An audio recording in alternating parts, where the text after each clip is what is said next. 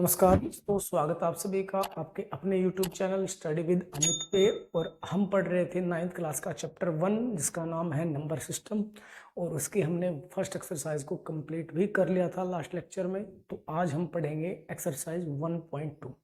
तो इसमें हम किसके बारे में पढ़ेंगे? इसमें हम पढ़ेंगे हम इरेशनल नंबर और रियल नंबर्स के बारे में। तो जानते हैं सबसे पहले इरेशनल नंबर को। इरेशनल नंबर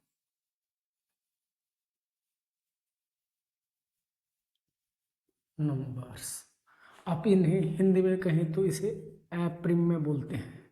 अप्रिम में संख्याएं ये कैसी होती हैं? ऐसे नंबर जिनको p बाई क्यू की फॉर्म में रिप्रेजेंट नहीं किया जा सकता उन्हें हम क्या बोलते हैं? इरेशनल नंबर बोलते हैं। क्या है? जिन्हें हम p बाई क्यू की फॉर्म में, Q does not equal to, ये तो रेशनल होते हैं ना, इस फॉर्म में नहीं लिख सकते। ऐसे नंबरों को हम क्या बोलते हैं? इरेशनल नंबर बोलते हैं। एग्जाम्पल के लिए √2, √3, पाई बोल दीजिए, या 0.1235 यानी जो नॉन रिपीटिंग क्या होगा डेसिमल एक्सपेंशन होगा ना, उसे भी हम क्या बोलते हैं? इरेशनल नंबर बोलते हैं। ठीक है जी। इरेशनल नंबर एक बार वो रिपीट कर रहा हूँ। क्या है? ऐसे नंबर जिनको p बाई क्यू की फॉर्म में नहीं रिप्रेजेंट कर सकते। यहाँ पे p और क्यू इंटीजर है, यानी जिनको इस तरीके से इस फॉर्म में नहीं लिखा जा सकता उन्हें हम क्या बोलते हैं? इरेशनल नंबर बोलते हैं। अब बात करते हैं रियल नंबर्स की। रियल नंबर्स यानी वास्तविक संख्याएं। रियल नंबर्स कौन से होते हैं? रियल नंबर में आते हैं आपके all rational numbers plus all irrational numbers,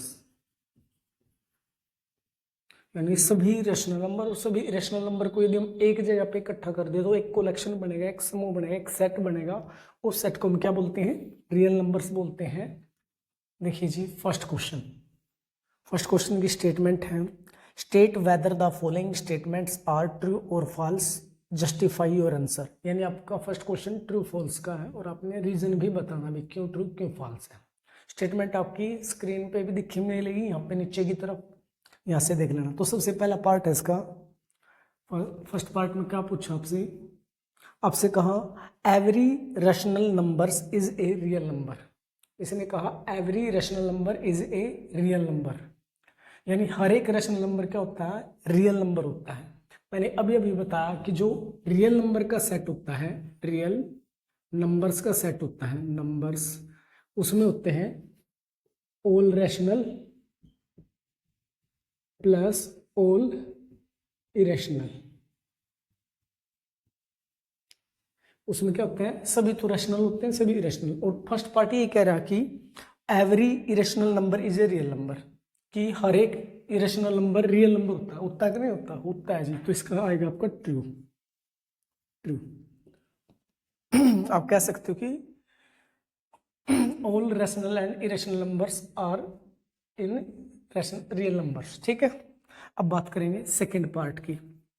second part में क्या कहा? Every point on number line पे हर एक पॉइंट, जितने भी पॉइंट होंगे, is of the form of √m। आपसे कहा कि वे √m की फॉर्म में होंगे, यानी एक नंबर लाइन है, उसके ऊपर जितने भी पॉइंट होंगे वे इस फॉर्म में होंगे। आपसे क्या कहा? वे इस फॉर्म में होंगे √m के। Where m is natural number, जो m है ये एक नेचुरल नंबर है। जो m है यहाँ पे वो क्या है? नेचुरल नंबर, यानी m एक नेचुरल नंबर है। तो आपसे ये बताना कि भी सभी जो नंबर लाइन के ऊपर पॉइंट होंगे वह इस फॉर्म में है या नहीं है, ट्रू है या फॉल्स है। तो ये बात बिल्कुल फॉल्स है बेटे, गलत है। ये क्या है? फॉल्स है। अब क्यों फॉल्स है? क्योंकि इसके अंदर यदि हम नंबर डालें, जैसे हमने 1 डाला तो इसकी वैल्यू 1 है, कोई दिक्कत नहीं। 2 रखा √2 ही रहेगा, 3 रखा √3, ऐसे √4 ये 2 हो जाएगा। लेकिन इन दोनों के बीच में भी तो बहुत सारे नंबर हैं जिनको हम क्या नहीं कर सकते, नंबर लाइन पे रिप्रेजेंट नहीं कर सकते। तो ये भी एक इरेशनल नंबर है, ये भी एक इरेशनल नंबर, ठीक है ना, क्योंकि 1 2 3 नेचुरल नंबर होंगे, इनके अंदर √m की जगह पे 1 2 3 4 5 ऐसे नेचुरल नंबर आप रख सकते हो। तो ये दो क्या गया हमारे इरेशनल नंबर आ गए। तो इरेशनल नंबर के बीच में भी बहुत सारे क्या होते हैं, इरेशनल नंबर होते हैं जिनको हम क्या नहीं कर सकते, नंबर लाइन पे रिप्रेजेंट नहीं कर सकते। इस कारण से ये क्या होगा हमारा फॉल्स होगा, ठीक है। अब बात करेंगे थर्ड पार्ट की। थर्ड पार्ट में कहा आपसे every real number is an irrational number. इसने कहा कि जितने भी रियल नंबर है ना वे क्या है, वे है आपके every real number is an irrational number. Every real number क्या है, इरेशनल है, लेकिन इसके अंदर रेशनल भी तो है, तो ये भी बात क्या होगी, फॉल्स होगी। इसने कहा कि जितने भी रियल नंबर है ना हमें सारे क्या है, रेशनल है, सॉरी इरेशनल है। Every real number is an irrational, ये भी क्या आ गया हमारा, फॉल्स आ गया, फॉल्स, ठीक है जी। रीजन देखते हो तो इसमें क्या है कि ऑल रेशनल नंबर भी तो क्या है, इसमें रियल नंबर में है कि नहीं है, क्या कह दोगे, all rational number are also in real numbers, ठीक है। तो फर्स्ट ट्रू, ये फॉल्स, ये फॉल्स। ये क्यों फॉल्स है मैंने आपको कारण दे दिया आपको, ठीक है। अब बात करेंगे सेकंड क्वेश्चन की। सेकंड क्वेश्चन की स्टेटमेंट देखिए। सेकंड क्वेश्चन की स्टेटमेंट है are the square root of all positive integers irrational. इसने कहा स्क्वायर रूट निकालने किसका, ऑल पॉजिटिव इंटीजर्स का। तो जैसे हम लिखें √1 √2 यानी ये स्क्वायर रूट हो गया ना, ये बीच में क्या है, पॉजिटिव इंटीजर्स है। पॉजिटिव इंटीजर 0 के बाद शुरू होते हैं, तो √3 √4 √5 √6 ऐसे चलते रहेंगे आगे तक। इसने कहा कि ये सारे क्या होते हैं, इरेशनल होते हैं। इसे क्या लिख सकते हो आप, 1 लिख सकते हो। 1 क्या है, रैशनल है, ये रैशनल हो गया ना हमारा, इसे ऊपर नहीं कर सकते, ये इरेशनल है, ये इरेशनल है। इसे आप 2 लिख सकते हो क्योंकि ये 2 का स्क्वायर होता है, तो ये भी क्या हो गया हमारा, ये भी हमारा रैशनल हो गया। इसने कहा कि ये सभी क्या है, इरेशनल है, जो कि बात क्या है, गलत है। तो हम इसका जो आंसर है वो क्या लिखेंगे, इसका आंसर आएगा जी नो, नहीं, ऐसा नहीं है। अब आगे इसने क्या कहा, इसने कहा इफ नोट, यदि नहीं, give an example of square root of a number that is rational. आपने एक एग्जाम्पल देना कि जो रैशनल हो, तो ये एग्जाम्पल यहाँ पे लिखा भी हो, तो आप चाहो तो अलग से लिख दो। तो इसका एग्जाम्पल है √4 = 2, और 2 क्या हमारा, ये रैशनल है, ये आपका एग्जाम्पल हो गया। आप चाहो तो और भी दे सकते हो, जैसे √9 दे दूं, ये 3 का स्क्वायर होता है, तो ये भी क्या हमारा रैशनल है। ऐसे बहुत सारे एग्जाम्पल है, जैसे √16 क्या दो, ये 4 के इक्वल होगा, √25 बोल दो, ये 5 के इक्वल होगा। क्लियर, ये आपका सेकंड क्वेश्चन। देखिए जी क्वेश्चन नंबर 3, क्वेश्चन नंबर 3 की स्टेटमेंट है so how √5 can be represented on the number line. यानी आपसे कहा अभी √5 है, इसे आप नंबर लाइन पे कैसे रिप्रेजेंट करोगे, उसके बारे में क्वेश्चन है। तो आप इसके लिए देखिए कैसे करेंगे। इसके लिए आप सबसे पहले एक नंबर लाइन ड्रॉ कीजिए, ये आपकी नंबर लाइन होगी।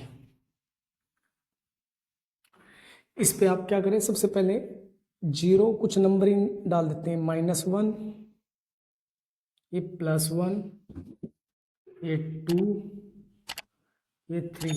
आप इसे थोड़ा सा और बढ़ा देता हूँ मैं आपके लिए, ये 4, ठीक है। आपने फूटे की सहायता से बना लेना इसे अच्छे से, क्लियर। अब आपने क्या करना है, 0 से 2 यूनिट का डिस्टेंस लेना है बेस के अंदर, ठीक है। यानी यहाँ से लेके यहाँ से तक, इसे मान लीजिए ए पॉइंट है, इसे मान लीजिए बी, ये मान लिया अपने यहाँ से यहाँ तक का बेस, यानी 2 यूनिट। 2 यूनिट क्या ले लेंगे, बेस ले लेंगे, यानी यहाँ से लेके यहाँ तक का, ये 2 यूनिट बेस ले लेना आपने। उसके बाद क्या करना, 1 यूनिट की हाइट लेनी है, 1 यूनिट की हाइट ले लेंगे यहाँ से इस पर इतनी, आपकी 1 यूनिट क्या है, हाइट है। अब जो यहाँ से यहाँ तक की लेंथ होगी ना, ये आपकी √5 आएगी, ठीक है ना, ये √5 कैसे आएगी वो देखते हैं एक बार।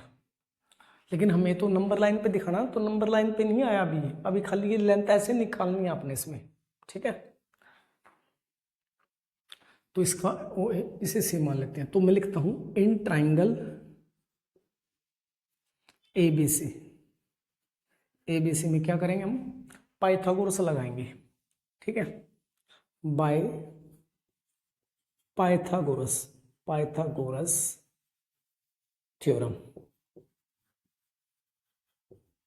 इसमें क्या होता है, इसमें होता है hypotenuse square is equal to base square plus perpendicular square.